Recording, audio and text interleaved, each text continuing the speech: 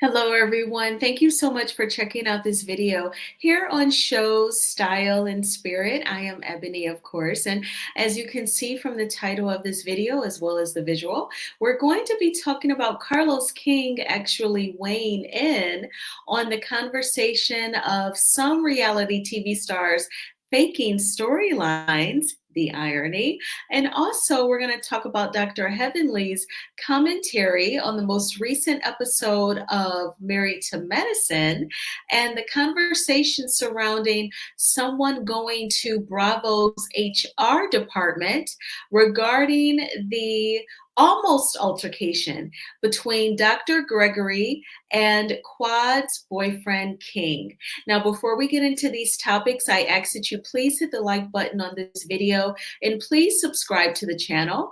And everything that I'm saying in this video is alleged and just my opinion. And the Copyright Act of 1976 says that my fair use commentary on this clip, on these sound bites, are allowed. All right, so for this first clip, I actually just edited the clip on YouTube because I want you all to look at Carlos's body language, his theatrics, if you will, his hand gestures, just because he'll be in agreement with what Claudia Jordan is saying. So let's go ahead and get into it, and then I will come back with my commentary. So I'm going to mute my mic so that you all do not experience an echo, and please hit the like button. Thank you. I just feel like a lot of them lie. Not that it makes it right, because I don't, but you know what I hate, and Dustin, you probably feeling, especially being an Aries. I'm actually Libra too. If you're showing up, giving your all with the truth, and the next person is allowed to lie their way through their storylines or their stuff, it does piss me off. And no matter who it is, this isn't just about you. This is about everyone in reality TV. I hate when I feel like, well, shit, I could have lied too, and I could have had a crazy storyline, but I'm over here being dumb enough to actually give you my real, because I thought this was reality, not acting. If you want to do the acting, take your ass over to Tyler Perry Studios and go do that. But over here in reality, I would think, be more, I feel like a lot of people have trouble like letting go and being really authentic and being vulnerable. So they create some other shit, or they do little shit that they don't really do in their real life. And that's what pisses me off. Yeah, I feel like, you. Yeah, no, and it's unfortunately happening at a pace to where is the norm, and that's the crazy part about it. I just feel like a lot of them lie. Not that it makes it right, because I don't, but I you know what I hate, and Dustin, you probably feeling, especially being an Aries. I'm actually Libra too. If you're showing up, giving your all with the truth, and the next person is allowed to lie their way through their storylines or their stuff, it does piss me off. And no matter who it is, this isn't just about you. This is about everyone in reality TV. I hate when I feel like, well, shit, I could have lied too, and I could have had a crazy storyline, but I'm over here being dumb enough to actually give you my real, because I thought this was reality, not acting. If you want to do the acting, take your ass over to Tyler Perry Studios and go do that. But over here in reality, I would think, be more, I feel like a lot of people have trouble like letting go and being really authentic and being vulnerable. So they create some other shit, or they do little shit that they don't really do in their real life. And that's what pisses me off. Yeah, I feel you. Yeah, no, and it's unfortunately happening at a pace to where is the norm, and that's the crazy part about it. I just feel like a lot of them lie. Not that it makes it. Okay, so I'd like to play clips twice for you, just so you can observe, both visuals and audio. I know that you checked out Carlos King's theatrics because he was, he was going on almost like when you're in church and the preacher is hitting on something that means a lot to you or you can relate to it, and you may wave your hands. Carlos King was snapping his fingers, like, come through, Claudia. And he said that it is happening so much at a pace that it is the norm. Well, of course, I have never been a producer in reality TV. I've never been on-air talent on a reality TV show, but I am definitely a viewer of reality TV. The very first reality TV show, as far as I know, is The Real World. I was 9 years old when The Real World started coming on. And in my opinion, I feel like for anyone to fake the storyline, it has to be production that allows the foolishness. And I feel like, Carlos, that happens on your shows while you're snapping your fingers at what Claudia was saying. When she said, you know, if I'm here giving my real life story and the next person gets to fake it or gets to lie, you know, you feel almost silly or foolish or stupid for giving your real life story. And, you know, some people that do not like Melody Cherie, you know, they say, oh, she chose fame over her marriage. Well, she was being disrespected in her marriage. And I think she had the strength to leave and she went for it. And I mean, did she really choose fame over her marriage? She had to rebuild her skincare line because she had to dissolve the one that she started while she was still legally married. She had to move and then turn a new house into a home, get used to life as a single parent. That is a major change. And then still work with her ex husband on a reality TV show. Meanwhile, there were other people that withheld a large part of their reality. If it wasn't to the amazing blogger trending at some point, I don't think we would have ever gotten the confessional moment where Marceau said, you know, when you file a lawsuit, you get a counter complaint. And to go with that confessional, there was a scene with Marceau and Tisha where Marceau walks in and Tisha's like, oh, where were you? And he was like, oh, I had court today. And she's like, oh, how'd it go? We would have never gotten even that scene and that confessional had it not been for trending at some point, researching the legal documents and sharing them with all of the subscribers and giving her analysis. No one would have ever gotten those two scenes out of them. So he is snapping his fingers and hooping and hollering at a problem that he has helped create, a problem in reality TV that he has contributed to. So, and even then, I feel like trending at some point made the viewers more knowledgeable of the lawsuit involving Zen Gardens, more so than those two little scenes on Love and Marriage Huntsville. Meanwhile, when they really want to give reality, they always do it at the expense of Melody and trying to embarrass her and trying to trigger her to give a very negative reaction. But everyone else gets to coast, half step it, speak half truths, or no truth at all. So he's contributing to the problem, but that is just so amazing, you know, that he is like in agreement with Claudia on that. What do you think about what Claudia said, and as well as Carlos's reaction?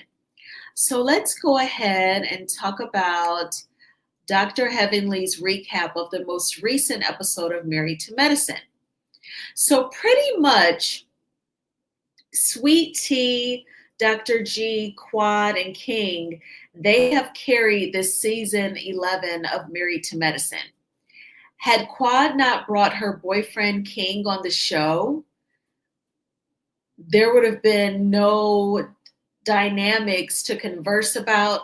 Literally, they just had their season finale, and yet the season finale still relates to the cast trip, because Dr. Heavenly's review of the finale was her going back to the trip, because the trip is what led to King not being able to film with the group, because we know that Dr. G filed a police report and allegedly tried to file charges against King for attempted battery or attempted assault.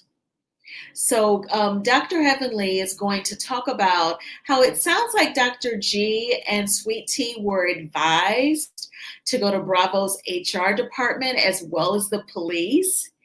And she's going to talk about, she's going to do air quotes, somebody. And, you know, I didn't really, because we all know her mannerisms at this point, so I did not do the clip for the visual, but here is the audio, and then I will come back with my commentary. Is, can these two couples occupy the same space? Now, the problem is, I'm going to break the fourth wall because I have to in this.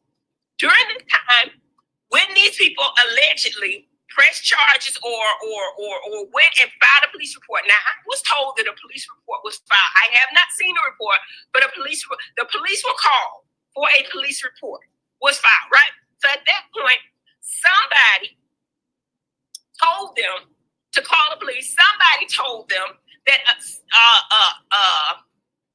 attempted assault was the charge. Somebody told them that. And then somebody went to Bravo with it, whether they knew that it was filed or when it was filed. Somebody notified Bravo HR and told them. So during this point in time, because they're doing an investigation, right? Initially, they said that King could not film with the group, right? And so myself and Quad, we were like, why? I mean, you know what I mean? They had to do a background check, extensive background check. So I'm assuming his background came in really, really well. Now somebody messaged to say Phaedra. I didn't say that. Y'all saying that. But I agree with you. So somebody told them to call the police. There is a charge called attempted assault. That was a charge. And you can get up to 90 days in jail for that. Okay? I don't know, you know what I'm saying? I can't prove nothing. But all I'm going to say is what I'm going to say. And I don't know if, you know. But anyway, so how came about to get to the end of the season is because, okay, Phaedra's gone. I think they did one more scene with Phaedra, but I don't know whether it was put in later or whatever. Phaedra's gone, and for all intents and purposes. Okay, so her subscribers were convinced that Phaedra was the person who allegedly may have told Dr. G and Sweet Tea to file a police report and then go to Bravo. Now, whoever told him to do that, that was one hell of a plan, because you're going to the police, you're filing this police report, and then you're going to go to your job's HR department and say, okay, Bravo, oh, here's a police report about the attempted altercation when we were in Florida on the cast trip. You even have the footage about how he got mad at me after I was arguing with him. And I told his girlfriend to shut the F up. And then he charged at me. But, you know, the men stood between us, thank goodness. So I didn't get my butt beat and he didn't even touch me. But, you know, here's the police report.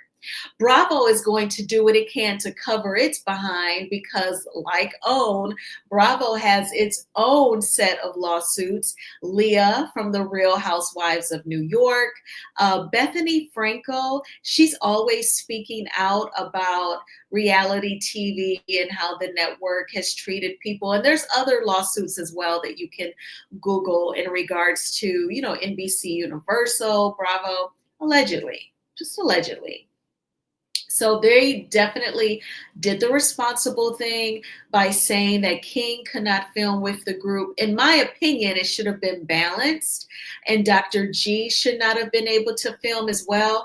I think the only reason why Dr. G could continue was because he was the one who presented the police report to Bravo. He was the one who went to the HR department and went to the police. So Bravo did not want to catch another lawsuit for like retaliation should they have told Dr. G, well, you too cannot be around the group either because you were involved in this altercation with King.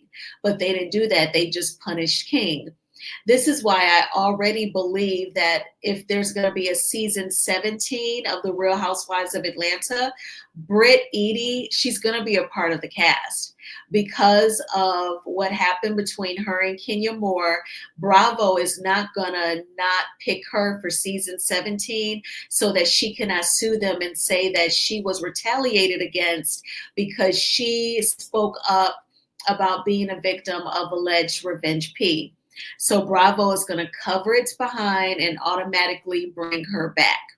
Now, I feel like, although it's BS, I do feel like Bravo at least goes the strict conservative route when people bring them serious things. I feel like with OWN, you know, you have to damn near be exposed with the revenge P for something to be done. I mean, it seems like now only because Miss Black Titanic filed her countersuit against OWN, I feel like only now are things taken a little bit more seriously.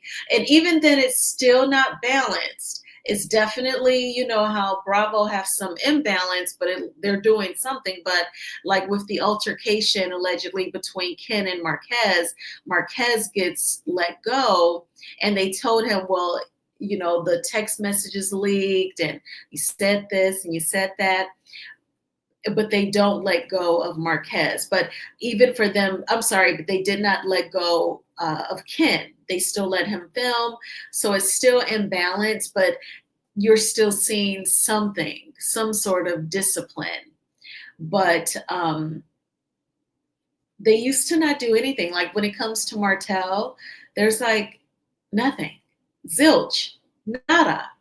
Like if Melody did not have the court orders in place, you know, he would have still been in her presence every time there was a cast taping. And, you know, she had to be diligent. It was due to her friendship and love for the Fletchers at their wedding renewal that she attended. And, you know, I knew he wouldn't try anything because of the court order, thank goodness. And the cameras, that's the footage, that's the document. But oh my gosh, whoever told Dr. G and Sweet Tea to do that, they totally stacked the deck with the police report and then going to the HR department. Do you all agree with Dr. Heavenly subscribers that it was Phaedra? I can totally see Dr. G going to Phaedra to get some sort of legal advice, you know, as much on a discounted rate as he could get. I could see him thinking of her. And then also I can think of Phaedra being mad at the group, being, you know, mad at how they talked to her and treated her, just, you know, with bringing Apollo's wife on the trip and her not liking that. I could see her being on some get back and totally telling Dr. G what to do to punish Quad's boyfriend King. I can see that for sure. But definitely let me know in the comments if you think it was Phaedra who told him that, or if you think that he spoke with a different lawyer, or, you know, anyone else. I don't think it was any other member of the cast, because they did not agree with him going to the police. Simone even called it a bitch move. And, you know, she don't even really see it for Quad like that. I'm thinking if it's someone in the group, it was definitely Phaedra. If he talked to someone else, that's a possibility as well. But Dr. Heavenly kept doing the air quotes on somebody. And, you know, the subscribers totally picked up the vibe and said Phaedra. Well, I thank you all so much for checking out this video. Please hit the like button on this video, as it is a free way of supporting the channel. And please subscribe to Shows Style and Spirit if you have not already done so. I hope that you had a magnificent Monday. I hope that it was not a manic Monday. I worked and then I went to the gym. I did not go out for St. Patty's Day. I was going to, and then I changed my mind. Like the nights where it's super duper popular for drinking and partying, I just don't like to do it, because I just think about, you know, you have to go back home and then you're out on the roads with those who have gotten crazy drunk. Like I graduated from Michigan State University. I've seen some crazy stuff when people are intoxicated. So I just kind of chill at the crib on St. Patty's Day and the night before Thanksgiving, also known as bar night. Now, I used to go out on bar night, you know, the night before Thanksgiving, right after work, honey, with coworkers. And then, you know, I just said, you know, let me chill, because it can just be so crazy on nights like those. But we're going to have a terrific Tuesday, absolutely 100%. And I will talk with you all soon. Bye.